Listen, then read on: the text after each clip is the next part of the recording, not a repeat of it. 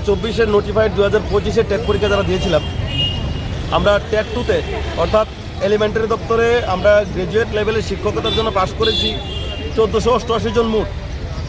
আমরা এর আগে বিগত দিনে অনেকবার আমরা শিক্ষা দপ্তরের সামনে গিয়েছি আমাদের বিভিন্ন দাবি নিয়ে, যে আমাদের সবাইকে যেন একসঙ্গে নিয়োগ করা হয়। আমাদের দাবি বেশি কিছু নয়, আমরা 45,000 পরীক্ষার্থীদের মধ্যে শুধুমাত্র 1488 জন পাশ করেছি।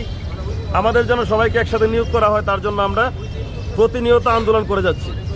আমরা প্রতিনিয়ত চেষ্টা করছি আমরা আমাদের ত্রিপুরা রাজ্যের মাননীয় মুখ্যমন্ত্রী তথা আমাদের শিক্ষামন্ত্রী স্যারের সঙ্গে দেখা করার। আমরা চেষ্টা করেছি আমাদের ফাইন্যান্স মিনিস্টার স্যারের সঙ্গে দেখা করার, শ্রী প্রণজিৎ সিংহ রায় স্যারের সঙ্গে দেখা করার আমরা চেষ্টা করেছি, কিন্তু আমাদেরকে দেখা করতে দেওয়া হয়নি। এই পর্যন্ত আমরা দুইবার অ্যারেস্ট হয়েছি, আমাদেরকে অ্যারেস্ট করে নিয়ে গেছে পুলিশ। আমাদেরকে কোনো মন্ত্রী মিনিস্টারের সঙ্গে দেখা করতে দেওয়া হয়নি। তারপরেও আমরা 2 দিন পর পর শুধুমাত্র আমাদের দাবিটা জানানোর জন্য, মুখ্যমন্ত্রী স্যারের একটু প্রতিক্রিয়া পাওয়ার জন্য আমরা এখানে আন্দোলনে মিলিত হচ্ছি, কিন্তু আমরা কোনো রকম প্রতিক্রিয়া পাচ্ছি না। আমাদের একটা ভাবনা ছিল যে বিধানসভার যে অধিবেশন বর্তমানে চলছে, এই অধিবেশনের মধ্যে হয়তোবা আমাদের এলিমেন্টারি গ্র্যাজুয়েট টিচারের বিষয়টা নিয়ে কথাবার্তা হবে। হয়তোবা মুখ্যমন্ত্রী স্যার আমাদেরকে কোনো আশ্বাস দেবেন যে কিছুদিনের মধ্যে কবে নাগাদ আমাদেরকে নিয়োগ করবেন, কিন্তু ওরা কোনো প্রকার কোনো প্রতিক্রিয়া, আমাদের মুখ্যমন্ত্রী স্যার বলুন, আমাদের অন্যান্য মন্ত্রী মিনিস্টাররা বলুন, তারা কোনো প্রকার প্রতিক্রিয়া দিচ্ছে না। আমার একটা প্রশ্ন, যেহেতু আমরা ত্রিপুরা রাজ্যের হবু শিক্ষক এলিমেন্টারি দপ্তরের, আমরা যেহেতু যেতে পারবো না আমরা বিধানসভায়, আমরা কাকে প্রশ্ন করব? আমরা আজকে সিটি সেন্টারের সামনে দাঁড়িয়ে ত্রিপুরার মাননীয় মুখ্যমন্ত্রী শ্রী মানিক সাহা স্যার সহ বিধানসভায় উপস্থিত, অধিবেশনে উপস্থিত ত্রিপুরা রাজ্যের 60 জন এমএলএকে তথা যারা মন্ত্রীরা রয়েছেন তাদেরকে সহ আমরা বাইরে থেকে এখান থেকে প্রশ্ন করছি যে আমাদের নিয়োগ নিয়ে কোনো কথাবার্তা কেন হচ্ছে না? আমরা কতজন পাস করেছি? আমরা 5% থেকেও কম পাস করেছি। আমরা যতজন পরীক্ষা দিয়েছিলাম এর মধ্যে 5% থেকেও কম পাস করেছি। তাহলে আমাদেরকে কেন নিয়োগ করা হচ্ছে না? আমরা বাইরে থেকে আজকে সিটি সেন্টারের সামনে দাঁড়িয়ে থেকে মাননীয় মুখ্যমন্ত্রী স্যার সহ বিধানসভায় উপস্থিত, বর্তমানে অধিবেশনে উপস্থিত সমগ্র যত মন্ত্রী মিনিস্টার এবং এমএলএ স্যার তারা রয়েছেন, সবার উদ্দেশ্যে আমরা প্রশ্ন করছি আমাদের বিষয়টা নিয়ে যেন যে 4 দিন আমাদের এই বিধানসভার অধিবেশন রয়েছে, ওই অধিবেশনের মধ্যে যেন আমাদের বিষয়টা নিয়ে কিছু বলা হয়, আমাদের নিয়োগ সংক্রান্ত বিষয় নিয়ে যেন কিছু বলা হয়।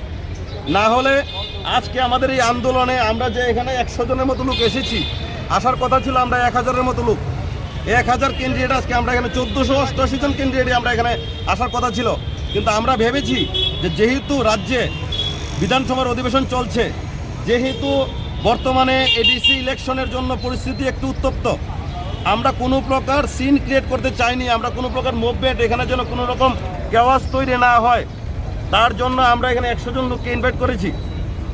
আমরা কিন্তু পারলে 1488 জনকে লোককে এনে এই সিটি সেন্টার সহ আগরতলার এই রাজপথ আমরা আজকে এখানে দখল করতে পারতাম, এখানে বসে পড়তে পারতাম সবাই। একটা কেওয়াস তৈরি হতো এডিসি নির্বাচনের আগে, আমরা এই কেওয়াসটা আমরা চাইনি।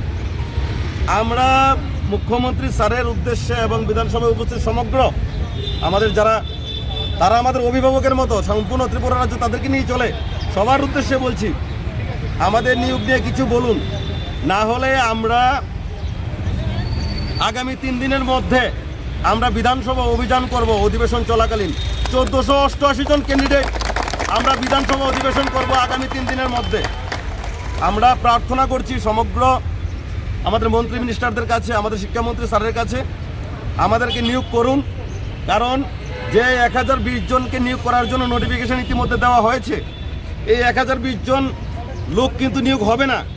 কারণ এসটিজিটি, এসটিপিজিটি যে পরীক্ষা হয়েছে, এই পরীক্ষার মধ্যে কিছু সংখ্যক নিয়োগ হয়ে যাবে। আলটিমেটলি কি হবে, আমাদের যে এলিমেন্টারি ডিপার্টমেন্টের 1020 জন শিক্ষক, এখান থেকে কিছু মানুষ চলে যাবে এসটিজিটি, এসটিপিজিটিতে। আমাদের এলিমেন্টারি ডিপার্টমেন্ট কিন্তু ফাঁকাই রয়ে যাবে।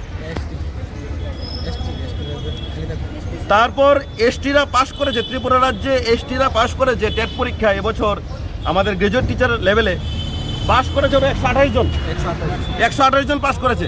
ওদের জন্য সিট বরাদ্দ করা হয়েছে 359টি। এটা তো রাজ্য সরকার জানতো কতজন পাস করেছে। তাহলে 128 জন পাস করেছে, 359টি সিট এখানে পোস্ট ক্রিয়েট করা কি দরকার ছিল? নোটিফিকেশনে মেনশন করে দিলেই পারতো যে পাস করা নেই, তার জন্য আমরা এসটির বরাদ্দ সিটগুলো, অতিরিক্ত সিটগুলো আমরা ইউআর ক্যাটাগরিতে নেব। দেখা যাচ্ছে ত্রিপুরায় নেই শিক্ষক। সমস্ত মন্ত্রী মিনিস্টার তারা একটাই কথা বলছে যে ত্রিপুরা রাজ্যে শিক্ষক নেই। তো যেহেতু শিক্ষক নেই, 400 স্কুল, বর্তমানে ত্রিপুরা রাজ্যে 400 স্কুল সিঙ্গেল একজন শিক্ষক দিয়ে চলছে। আপনি ভাবুন, একটি রাজ্যের একটি বিদ্যালয়ের মধ্যে একজন শিক্ষক, তাহলে বিদ্যালয়ের অবস্থা কি হবে? তাছাড়া দেখুন, আমরা যে দুইটা রিপোর্ট এখানে এনেছি, একটা হচ্ছে ত্রিপুরা বিধানসভার 26/3/2025 ত্রিপুরা বিধানসভা থেকে জানানো হয়েছে গ্রাজুয়েট টিচারে 2781টা পোস্ট রয়েছে ফাঁকা। আমরা পাস করেছি কতজন? 1488। তাহলে আমাদেরকে নিয়োগ কেন হচ্ছে না? এই 2788 জন পাস, 2781টা ফাঁকা রয়েছে, আমাদের কথা নয়। ত্রিপুরা রাজ্যের যে 60 জন মন্ত্রী মিনিস্টার এমএলএরা রয়েছেন, বিধানসভার যে অধিবেশন হয়েছিল 2025 26/3/2025 অধিবেশন অনুযায়ী 2781টা পোস্ট ফাঁকা। আমরা পাস করেছি 1488। তাছাড়া দেখুন, আমরা আর্টিকেল করেছিলাম 2025-এ 21/11/2025 শিক্ষা দপ্তরে আরটিআই করেছি।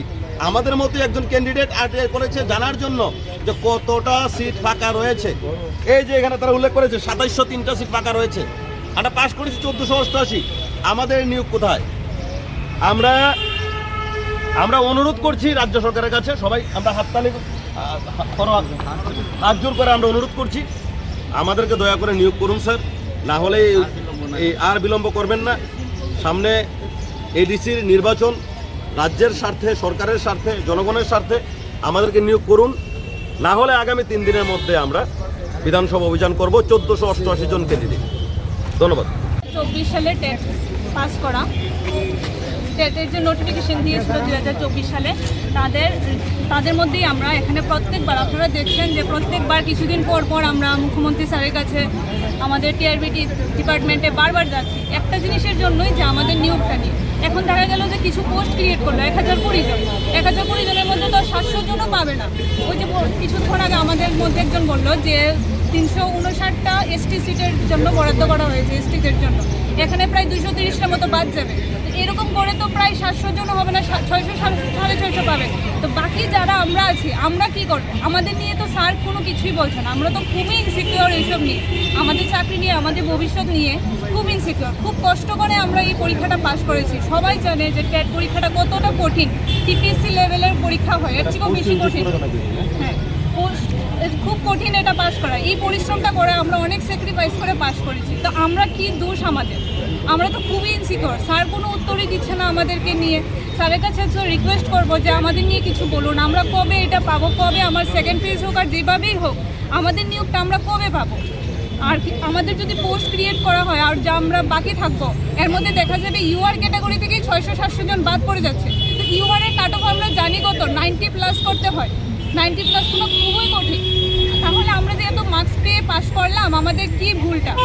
আমরা কি তাহলে নিয়োগ পাবো না? কি আমাদের তো স্যার কোনোভাবেই কোনো সিকিওর করছে না।